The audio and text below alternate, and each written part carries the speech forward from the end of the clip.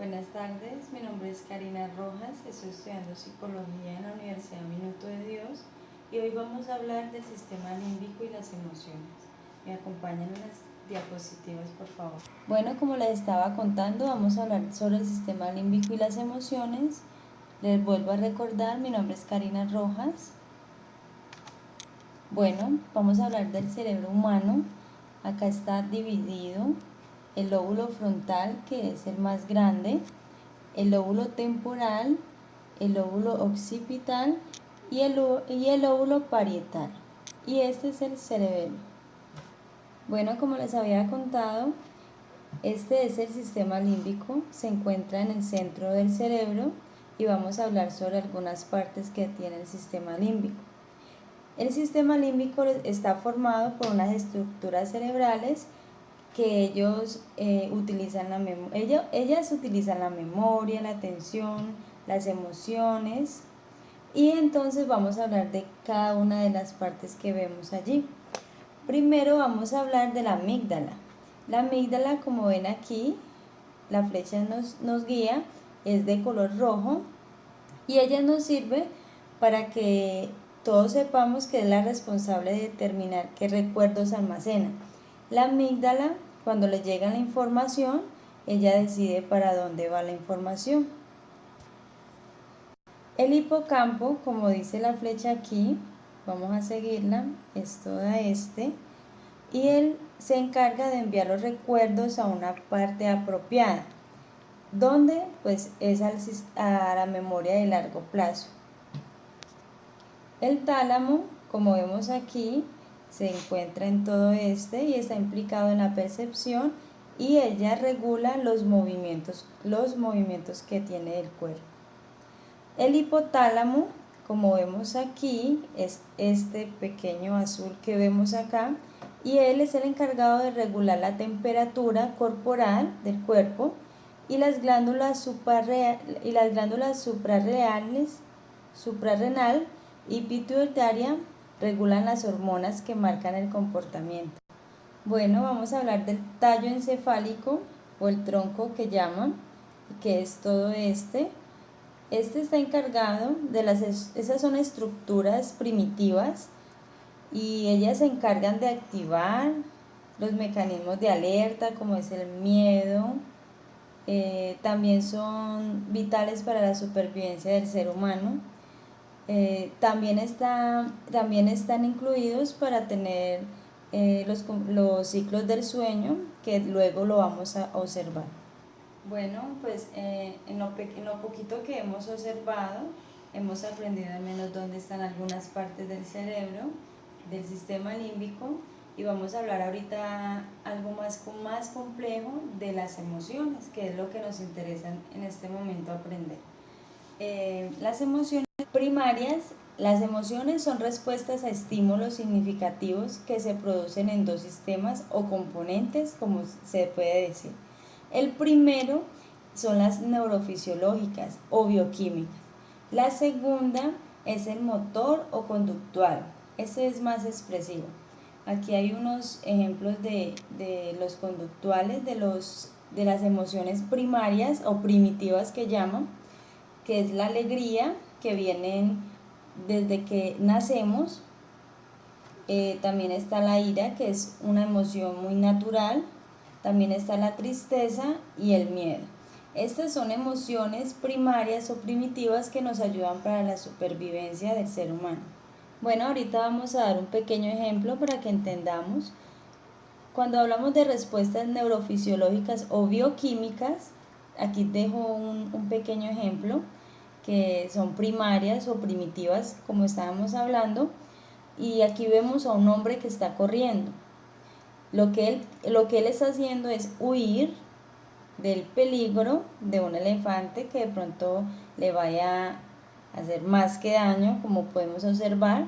Entonces él está huyendo para que el elefante no lo alcance. Claro que es como imposible.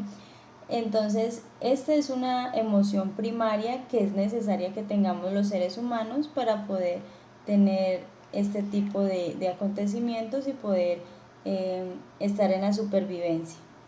Como podemos observar, el señor está con mucho miedo. También podemos hablar un poquito más de neurofisiológicas y el hombre, ¿qué le puede estar pasando en este momento? Pues internamente en su cuerpo, su corazón está latiendo mucho más fuerte, su atención también está más focalizada y la sangre está circulando con mayor intensidad. Bueno, ahorita vamos a hablar sobre más, o vamos a seguir hablando sobre las emociones y vamos a ver para qué sirven las emociones. ¿Para qué sirven las emociones? Vamos a leer aquí. Las emociones, según Darwin, cumplían dos funciones. La primera era facilitar la adaptación al organismo en el medio, o sea, en su entorno. Por tanto, su supervivencia. A reaccionar de manera adecuada ante situaciones de emergencia, como estábamos viendo en el ejemplo anterior, que él estaba reaccionando para su supervivencia, por lo que él estaba haciendo, que era la huida. También habla de una segunda función, que las emociones sirven como medio de comunicación y de los animales también y de las personas, porque los animales también tienen estas emociones primarias o primitivas, me disculpan ahí, y ejercen adaptación. Los seres se adaptan a estas emociones y tratan de llevarlas a una manera más racional. Por eso el simpático y el parasimpático entran a trabajar en este momento, porque si estamos, digamos, un ejemplo, en un tercer piso y empieza a temblar, entonces la idea es huir, de que no se le caigan los escombros en la cabeza, pero también es el encargado de decir que no te puedes tirar por la ventana, sino que hay que buscar otras opciones. Bueno, espero que me hayan entendido un poco de lo que estoy explicando. Vamos a hablar sobre un trastorno, porque pues existen muchos, pero vamos a hablar en uno con mayor énfasis. Vamos a ver lo que es la depresión. Bueno, vamos a hablar qué son trastornos emocionales primero. Bueno, los trastornos emocionales son de la personalidad y corresponden a factores familiares, afectivos y sociales. ¿Qué significa esto? Que se da en todos estos lugares, en el núcleo familiar, en los lazos afectivos y en la sociedad. Se manifiestan, como estaba diciendo, en el hogar, en el trabajo, en el colegio, dependiendo de la edad. Se observan las personas que tienen trastornos emocionales con mucho desinterés, con decaimientos, con problemas en el comportamiento. La depresión. La depresión, como ustedes pueden observar, hoy quería hablar un poquito sobre la depresión infantil, que en los últimos tiempos se ha observado mucho. Esta imagen, como pueden observar, la niña está en una depresión impresionante, que uno diría que no, los niños no se deprimen porque ellos pues no tienen que trabajar, no tienen que hacer muchas cosas, pero también debemos que darnos cuenta que ellos están tomando responsabilidades muy grandes, sus padres también están trabajando mucho, las exigencias en el colegio, la exigencia de sus padres, de los docentes, el entorno social y todo eso. Algunos de los síntomas de la depresión en los niños pueden ser la apatía, son irritables, mantienen tristes y son persistentes. Es una patología, como estábamos hablándolo, entendemos como patología un síndrome o agrupación de síntomas susceptibles, son varios, de valoración y ordenamiento en unos criterios diagnósticos racionales o operativos. La depresión en los niños, que tanto se está viendo en los últimos tiempos, es de prestar mucha atención, porque los niños están cargando con una depresión, tienen muchas responsabilidades que uno cree que no son como las de los adultos, que es trabajar, pagar deudas, etcétera, pero están cargando con responsabilidades que a veces no les corresponden.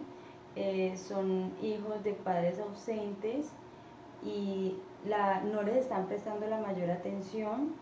Entonces, por lo menos quiero contarles un caso que está en el jardín donde yo trabajo, y es un niño que se llama Juan Diego, y él es un niño muy tímido, casi no habla, no le gusta interactuar con sus amigos lo llaman, lo quieren acercar a ellos a que jueguen, pero él no lo permite.